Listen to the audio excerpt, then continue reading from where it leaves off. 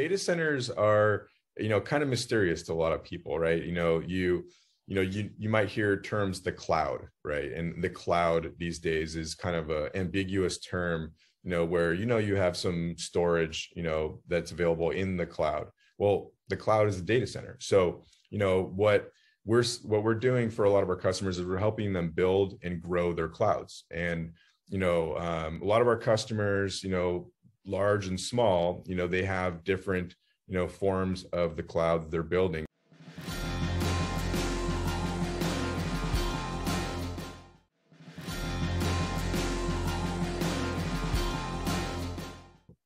Smaller customers may be utilizing colos like Equinix and, other smaller cage space within a larger data center, which is just dedicated to them. And these data centers are very high-tech buildings. They've got redundant, power systems, redundant cooling systems, and they're overbuilt basically to be able to provide high availability to their customers. And what that means is that, a customer may have, a few servers in, one rack. Well, if, say, something causes that one rack's power strip to go down, they're not going to lose power to that server because they have a redundant power system built in a secondary power strip on a secondary circuit.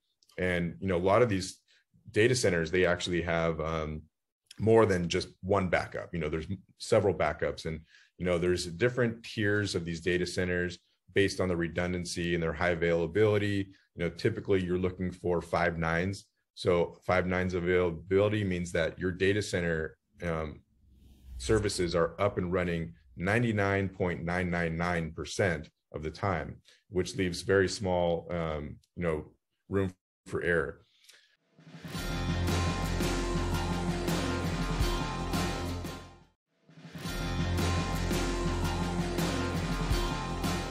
Other customers, large tech companies, they're building out their own data centers. So they're not sharing space within a colo facility. They're just building out their own specialized data centers. And, I think in those types of environments, we're typically we're designing structured cabling systems to connect their core network infrastructure to their network switches, maybe top of rack switches that are, out in the different rows.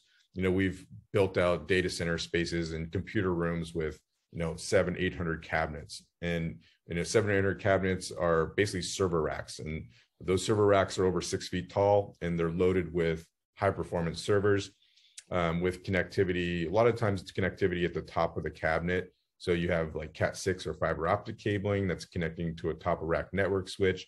That top of rack network switch may be then connected through high performance fiber optic cabling to a core switch, which is a much larger switch that may take up, half of a rack. It may be 3-4 feet tall.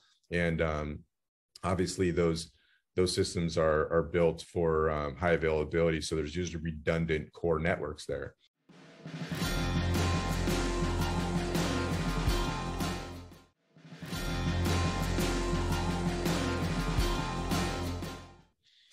That's kind of the basis of, the data center networking. But, there's, small data centers, maybe on premise, a customer may have it at their commercial office location rather than in some specialized computer room data center. So we help customers define their needs.